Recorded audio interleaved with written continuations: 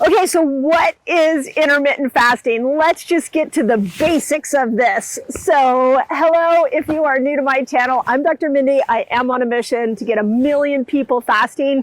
So join me in that. Hit the subscribe button and the notification bell, and I got more to teach you on fasting than you probably even ever imagined. So I'm super excited you're here. Okay, intermittent fasting. What is intermittent fasting? We throw intermittent fasting around, this term around so much, and I just wanted to leave one video for you all on exactly what it is. So there are 5 things to know about intermittent fasting. First, it's time-restricted eating. So when we say fasting, I think sometimes it gets people all kind of confused, but really intermittent fasting, all you're saying is you're going to take all the food you eat and you're going to condense it into a very specific time period. And how much you condense that is really up to you. So when we look at intermittent fasting, I want you to translate it in your brain as to time-restricted eating. There is an eating window, or we call compressing your eating window, and there is a fasting window where we're looking at how we can start to elongate your fast. So if you want to do intermittent fasting, you can ask yourself, do I want to go 13 hours without food, leaving 11 hours to eat? Do I want to go 15 hours without food, or 16 hours without food, leaving 8 hours? That's the most common popular intermittent fasting is 16-8. But you get to decide when you decide to intermittent fast. It's a personal journey. You get to decide how are you going to compress that eating window. So that's the first thing. The other thing that we see a lot with intermittent fasting is that oftentimes people refer to it as alternate day fasting. So this is where you don't eat for a complete day, and then the next day you eat, and then the next day you don't eat, and then the next day you eat. There's a very popular research study that was turned into a book years ago called the Every Other Day Diet. And there's incredible evidence that approaching intermittent fasting from that angle is really, really effective. So you can either compress your eating window on a daily basis, leaving a longer period for fasting, or you can just every other day don't eat.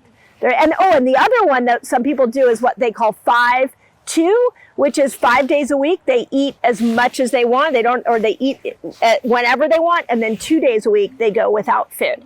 So that's another really popular intermittent fasting tool. So that's the first thing, is it's time restricted eating. That's all it is. You determine the time. Second, the most common question I get with intermittent fasting is, well, what do I do in my fasting window? And how do I know if I'm out of my fasting window? So if we have an eating window and we have a fasting window, then anything that raises your blood sugar has now pushed you out of that fasting window. This is why we're such fans of you testing it for yourself, because a lot of times, what pulls you out of a fasting window may not pull me out of it. And I've done a lot of videos on blood sugar tests that you can use around your coffee, around your drinks, to see if they're pulling you out of a fasted state. So the second thing to know with intermittent fasting is what you drink in your fasting window. What you do in that fasting window may pull you out.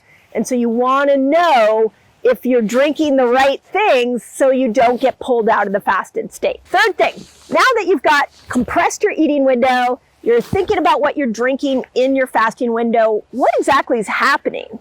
And here's the big thing that I want to point out, is that as you are going into this intermittent fasting state, what you're doing is you're switching over into fat burner mode. Once you're in fat burner mode, that usually takes, by the way, that switch usually takes 8 to 13 hours. So this is why we usually say the first step to intermittent fasting is 13 hours.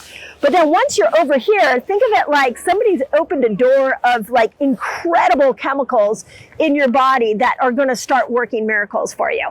So 13 to 15 hours, you're going to get a ton of growth hormone that will slow the aging process down. You might get some ketones that are going to go up and kill hunger. 17 hours, we start stimulating autophagy. 24 hours intermittent fasting, we're now at our repairing our gut. 36 hours, we're burning fat. 48, resetting dopamine, and 72, resetting your whole immune system. So you get to you choose how much healing do you want to occur? So intermittent fasting can also be used as this term to say, I'm going to dive into some of these deeper fasts intermittently, temporarily, and then do them to accelerate healing, like a 3-day water fast or like a 48-hour dopamine reset fast. Those are, you go in, you create a healing effect, but they're not to be used all the time. They're meant to be used intermittently.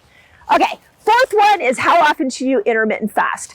So, the 13 to 15 hours, most of us are doing this every day. I've taught a lot of variation on here, but if you're new to intermittent fasting, the most important is that you learn to do this compressed, time-restricted eating every day. So start thinking about your food differently. You're thinking about eating windows and fasting windows, and you can do intermittent fasting every single day. I have variations of that. Women and their cycle, we've talked about that on this channel. 5-1-1 is my typical, where you 1 day a week you don't intermittent fast. So we've talked about that here. And then the last thing is, how do you measure intermittent fasting success? This is really important. Like, what's your success for this new way of eating and this new time compressing your eating window? And I think that's a personal journey again. We've got to look at, what are you trying to achieve? So if you're trying to lose weight, the more you intermittent fast, the more weight will come off, because you're getting energy from the fat burning system. But then if you're trying to repair neurons in the brain, you might have to intermittent fast a little longer. If you want to get gut repair, you might have to do more 24 hours of intermittent fasting, throw some of those in there to repair your gut. So again, the reason I want to put this video out is because this term gets thrown around and there's a lot of variations. So just think of it as time-restricted eating. And then what you do in your fasting window matters, what you drink specifically. And then now, what is it that you're trying to accomplish? And that's where you can start to become flexible with this tool. So again, I just want to remind you that intermittent fasting means intermittent. We don't do it all the time, but we do it quite often to create this healing effect in the body. So as always, I hope that helps. Let's do this, because I love your guys' comments. I want you to put in the comments, at 13 to 15 hours is a standard intermittent fasting window. Those of you who have been consistently doing 13 to 15 hours, put in the comments what that's done for you. Just that first step of intermittent fasting, what has that done? And then those of you that are not going to answer that question, what I'd love to know is, what is your favorite style of intermittent fasting? Is it 5-2? Is it 16-8? Is it you throw every other day diet? What is it that's your favorite? And put it in the comments so that we can all learn from it. But there you go. That's intermittent fasting. It's kind of this Wild West term that just gets thrown out there. And now you have the basics of how to engage with it. And as always, I hope that helps.